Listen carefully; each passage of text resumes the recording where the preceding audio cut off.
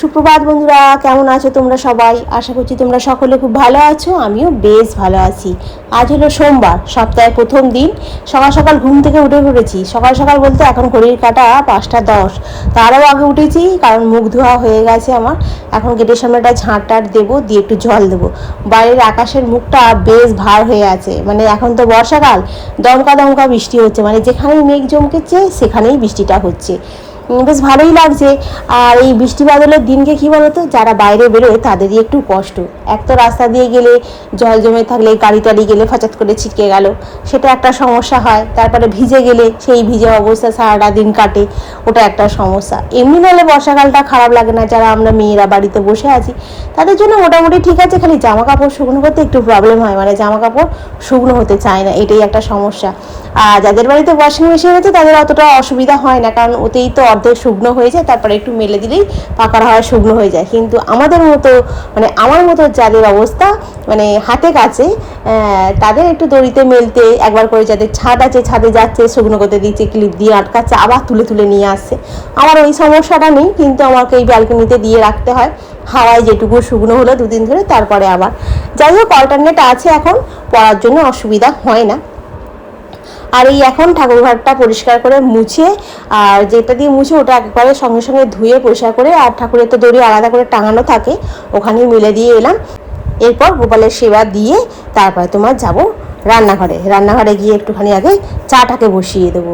আকাশটা একদম কালো করে বৃষ্টিটা হচ্ছে, প্রচুর বৃষ্টি হচ্ছে। কালকে সারা রাত বৃষ্টি হয়েছে, এখনো প্রচুর বৃষ্টি হচ্ছে, প্রচুর মানে প্রচুর প্রচুর।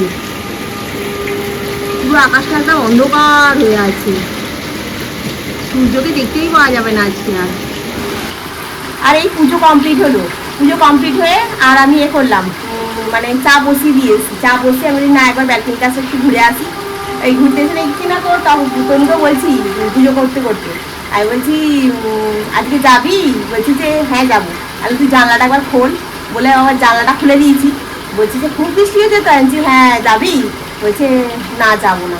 আর আমি বললাম ছেড়ে দে, আজকে দিনটা যেতে হবে না, কারণ তোদের ওখানে যদি জল টল জমে আর হয়, আর বেলার দিকে যদি এর থেকে আরও বেশি বৃষ্টি হয় তখন তো আর এক কাণ্ড হবে, ছেড়ে দিয়ে যেতে হবে না।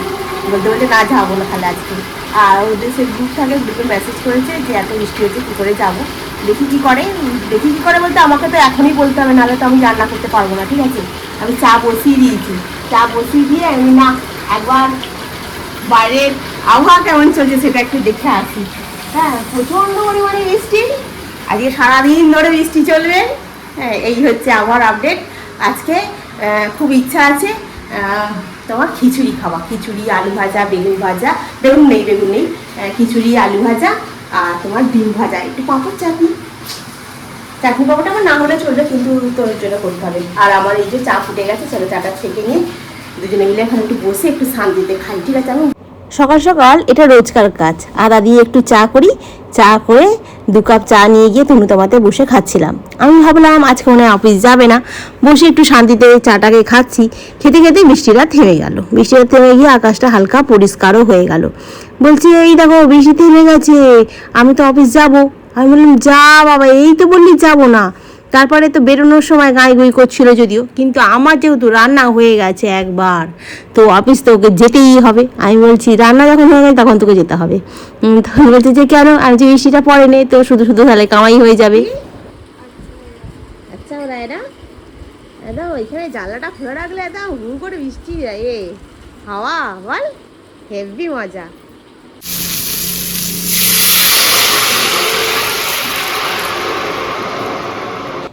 এখানে হচ্ছে কড়াতে লাল নীল সবুজের মেলা বসেছে, কারণ পাঁপড়গুলো লাল নীল পাঁপড় ছিল, বেশ ভালো লাগে খেতে এগুলো। খিচুড়ি বসিয়ে দিয়েছি, তো যাবে না বলেছিল। আমি বলি যে যাবে না যখন ঠিক আছে, কিন্তু আবার বলছে যাব। এবার তাড়াহুড়ো করে এখন কি করব বুঝতে পারছিলাম না। যদিও গোবিন্দভোগ চালের খিচুড়ি বেশি কোনো সময় লাগে না, তবুও তো মানে আমাকে বেশি তাড়াহুড়ো করলে না আমি একটুখানি মানে থতমত মতো খেয়ে যাই, জানো তো। মানে কি করব না করবো বুঝতে পারি না। তো যাই হোক, খিচুড়ি আলু ভাজা পাঁপড় ভাজা হয়ে গেছিলো আমাদের। আর এই এখন তনু খেয়ে দিয়ে টিফিনটা গুছিয়ে দিলাম, দিয়ে রেডি হয়ে যাচ্ছে। আজকে এদিক দিয়ে যাচ্ছে, আমি ওকে বললাম যে আজকে আর এই দিক দিয়ে যাস না, জল টল জমে থাকবে, বরঞ্চ একেবারে টোটো করে বেরিয়ে যায়। যাবো না, খুব বৃষ্টি হচ্ছে, তখন সত্যি খুব বৃষ্টি হচ্ছিল। আমি বললাম ঠিক আছে যাবে না যখন, বেলায় একটু রান্না বান্না হবে, সকালবেলা চাউমিন ফাউমিন করবো, বেলায় রান্না করবো।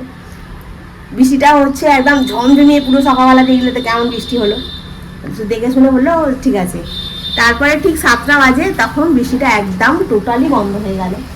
এবার বলছে আমি যাবো, আমি ভেবে চিনতে দেখ, বলছে হ্যাঁ যাবো। এবার আমি কী করবো, তাড়াহুড়ো করে, আমার খিচুড়ি প্ল্যান ছিল করা, কিন্তু খিচুড়ি প্ল্যান থাকলে কি হবে, তোমার মানে ডিসিশন চেঞ্জও হতে পারতো। তো যাই হোক, বললাম না, কাজ করি, খিচুড়িটাই করি, গোবিন্দভোগ চালের খিচুড়ি তো ঝট করে হয়ে যাবে। ওই জন্য ডাল চাল মিশিয়ে একদম খিচুড়িটা করে দিলাম। খিচুড়িটা ভালো হয়েছে খেতে, কারণ গুছিয়ে খেয়ে গেছে। তারপর আলু ভাজা, পাঁপড় ভাজা করে দিলাম, লেবু দিয়ে দিলাম, ব্যাস খেয়ে চলে গেল। টিফিনে আমি খিচুড়ি দিয়ে দিয়েছি, নিয়েও চলে গেছে, ব্যাস আমার জন্য রাখা আছে, আর আমি দুপুরবেলা খাবো। চলো, এখন কাজ হয়নি, এবার একটু আস্তে ধীরে কাজ করি। আর কিছু মানে তাড়াহুড়োর তো কিছু নেই, এবার সারাটা দিন, এখন সব 8টা 15-20 হবে। গাড়ি এসে গেছে তোমার বাউরিয়ার কাছে। আমি ওকে বললাম পয়সা দিচ্ছি, তুই টোটোয় করে চলে যা, কারণ টোটোয় করে যদি না যাস তাহলে তোর হবে, বৃষ্টিতে তুই ভিজে যাবি। তাই বলো, আমি বললাম ঝিরঝির করে বৃষ্টিটা আবার এলো নাকি, ভিজে যাবি, টোটোয় উঠে পড়বি, দিয়ে বেরিয়ে যাবি, কষ্ট করতে হবে না। আর ওর শরীরটা যে ভালো নেই, ওই জন্য বললাম না, হাঁটিস না, যে টোটোয় চলে যা, আর তারপরে তো সে অফিসে চলে যাবি, কোনো অসুবিধা নেই, সারাদিন এসি ফেসি চলবে ওখানে, কষ্টটা অতটা হবে না। হ্যাঁ, যেমন বাড়িতে বসে থাকলে যেমন হয়, বাড়িতে তবু তো আমাদের সবসময় এসি চলে না, অফিসে অল টাইম এসি চলে, তো কোনো সমস্যা কিছু নেই। আর টিফিন তো খেয়ে গেছে, আর নিয়েও চলে গেছে। তো চলো, আমি এখন একটুখানি কাজ বাজ করি, সব পড়ে আছে কাজ, কিছুই কাজ হয়নি, খালি সকালবেলা গেটের সামনে ঝাঁট দেওয়া, জল দেওয়া, এইটুকুই যা হয়েছে। আর গোপালকে তোলা, ঠাকুরের স্থান মোচা, রান্না, আর বাসন মাজা আছে, গ্যাস পরিষ্কার আছে, বিছানা গোছানো আছে, এখানে আলু কেটে রেখেছি, তার খোসা চারটি পড়ে আছে, সব পড়ে আছে। এখন বাইরেটা বেশ ভালো পরিষ্কার হয়ে গেছে, আর আমি চলে এসেছি এই ঘরে তোমার বিছানাটাকে একটু ঝেড়ে পরিষ্কার করে নিতে। জানলাটাকেও খুলে দিয়েছি, বেশ হালকা একটা ঠান্ডা হাওয়াটা চলছে, বেশ ভালোই লাগছে কাজ করতে। আর আজকে আমি টিফিনে কি করেছি বলতো, আলু ভাজা করেছিলাম খিচুড়ি দিয়ে খাবো বলে, আর মুড়ি দিয়ে কি খাবো না খাবো চিন্তা করছিলাম। আমি আলু ভাজা দিয়ে আর পেঁয়াজ কামড়ে আর কাঁচা লঙ্কা দিয়ে মুড়ি খেয়ে নিয়েছি, টিফিনটা হয়ে গেছে। এবার শুধু খিচুড়ি আর পাঁপড় ভাজাটা পড়ে আছে, এবার কি করব বুঝতে পারছি না। এবার সেই জন্য ভাবছি একটু ভাত বসিয়ে দেবো, আর ফ্রিজেতে মাছও আছে, মাছটা ভাবছি করে ফেলবো। আগে বিছানাটাকে একটু ঝেড়ে টেড়ে গুছিয়ে পরিষ্কার করে নিয়ে তারপরে তোমার রান্নাঘরের দিকে যাব। বাসন পড়ে আছে, বাসনগুলো মাজতে হবে, ঘর দালান ঝাড় দিতে হবে, মুছতে হবে, এই কাজগুলো তো থাকেই।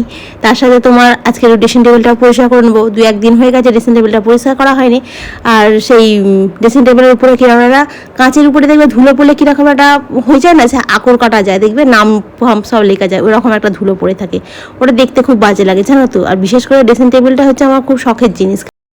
আর আমার যে ড্রেসিং টেবিলটা আছে ওটা তো কাঠের ড্রেসিং টেবিল, তোমার আজকে হয়ে গেল ধরো না 23 বছর, 22 বছর বিয়ে হয়ে, 22 বছর বয়স এখন তনু, 23 বছর বিয়ে হয়েছে, 23 বছর হয়ে গেল ড্রেসিং টেবিলটা। আর ড্রেসিং টেবিলটা এমনি সবটাই ভালো আছে, খালি একটুখানি পালিশ করে নিলে একটু চকচক করে যাবে আর কি, একটু কালো কালো মতো মুড়ছে পড়ার মতো হয়ে গেছে, আর এই কলকবজাগুলো একটুখানি খুলে গেছে। এটা বলেছিলাম করে নেবো জানো তো, ও 2000 টাকা নেবে বলেছিল, সেই জন্য তখন করিনি। যখন সেই সোফাটা সারাতে এসেছিলো তারপরে বলেছিল আমি একদিন এসে তোমার খাট আর ড্রেসিং টেবিলটা করে দিয়ে যাবো, ওই দাদাটা, যে দাদাটা এসে সোফা সারিয়ে গেছিলো। তো আমি বললাম ঠিক আছে করিয়ে নেবো, তারপরে আর করানো হয় না বলে, আর এখন তো আর কোনো প্রশ্নই নেই। যখন নিজের বাড়িঘর যদি কোনোদিন করতে পারি তখন এই ড্রেসিং টেবিলটাকেই সুন্দরভাবে মানে আরও ভালো করে তৈরি করিয়ে নেবো। আর এই মোটামুটি এদিকের কাজ হয়ে গেছে, এখন তোমার একটু জলটাকে ভরে নেবো, কারণ জল দিতে আসবে, আর উপরে একটুখানি জল আছে, বোতলগুলোকে ভরে রাখলে আমি খেতে পারবো। একটা সময় যখন নিচে তোমার মানে মমতাদির কল তৈরি করে দিয়ে গেছিলো না, রাস্তায় রাস্তায় যে কলগুলো হয়, ওই কলে তোমার অফিস থেকে এসে আমি জল আনতে যেতাম জানো, ওই কলটাতে বোতল একটা করে ব্যাগ নিতাম, 8-10টার মতো বোতল নিয়ে যেতাম, বোতলটা নিয়ে গিয়ে ওই বোতলে জল ভরে ভরে নিয়ে এসে রাখতাম, খুব বিরক্ত লাগতো। আর এখন দেখো বাড়িতেই জল আছে, ওখানে কলটা খুললেই জলের বোতলগুলো ভরা হয়ে যাবে, এটা করতেও এক এক সময় বিরক্ত লাগে, ভালো লাগে না বসে বসে করতে। তনুই বেশিরভাগ সময়টা ভরে, আমি খুব কম সময়টাই ভরি, যখন জল ফল একদম ফুরিয়ে যায় সকালের দিকে তখনই করি। ফ্রিজেতে তোমার ভোলা মাছ আর পোনা মাছটা ছিল, ভোলা মাছটা ভাজা রাখবো, আর পোনা মাছটা তোমার একটুখানি ঝাল করে নেবো।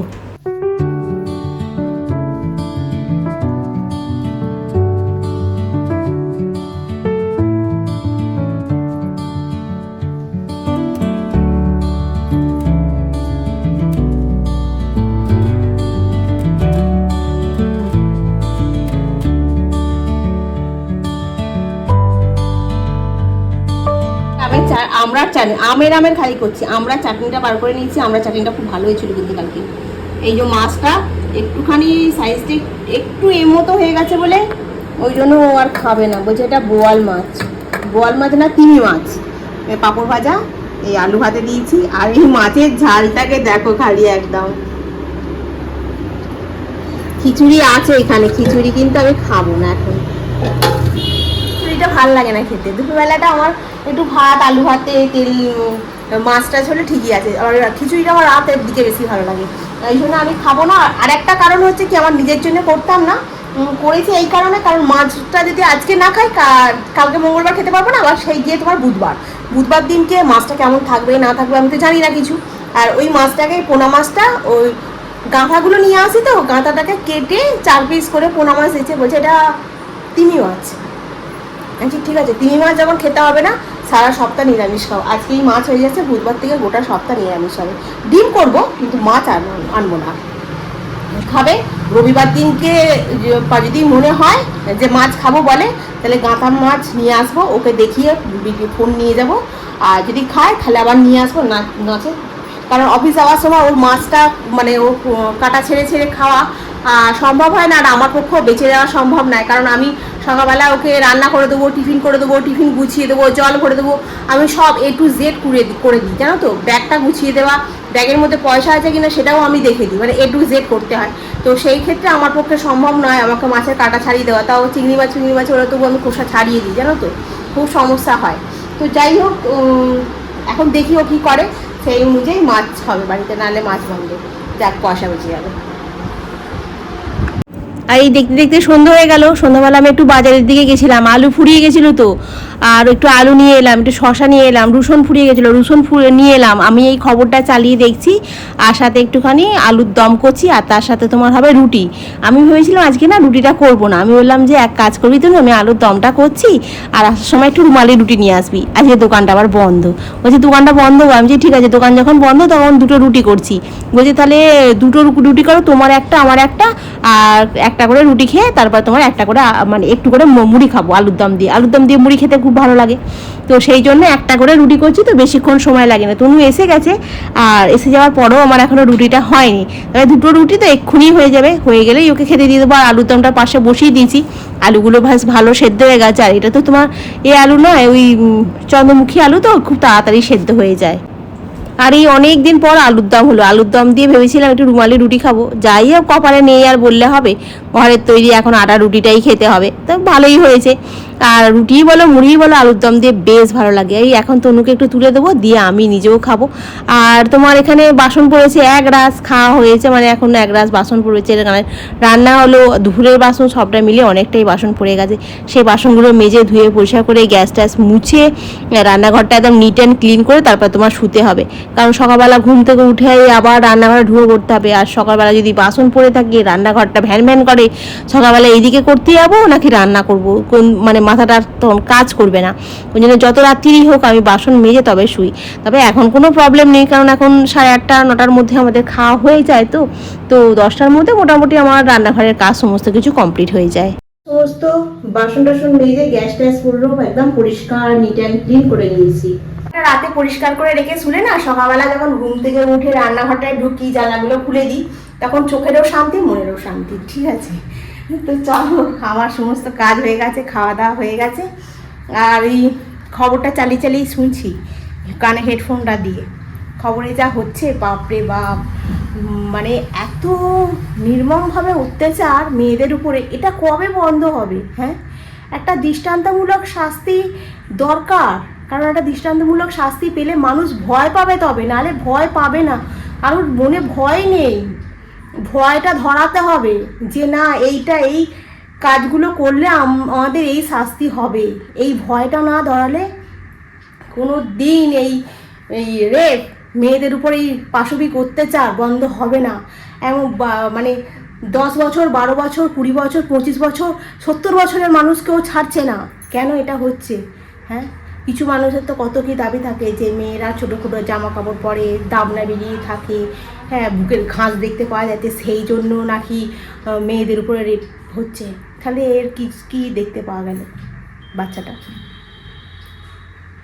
হ্যাঁ, আমি বলবো এটা যেন মানে কঠোরতম কঠোর শাস্তি হোক, আমি চাই কঠোর থেকে কঠোরতম শাস্তি হোক, যাতে মানুষ সমাজ যাতে ভয় পায় যে এই কাজটা করলে আমি হবে, আমি এত বড় শাস্তি পাবো, যেটা সাধারণ মানুষ সাধারণ পাবলিককে দাঁড় করিয়ে যাতে আমাকে তখন দেখবে, এইরকম একটা দৃষ্টান্তমূলক শাস্তি হোক।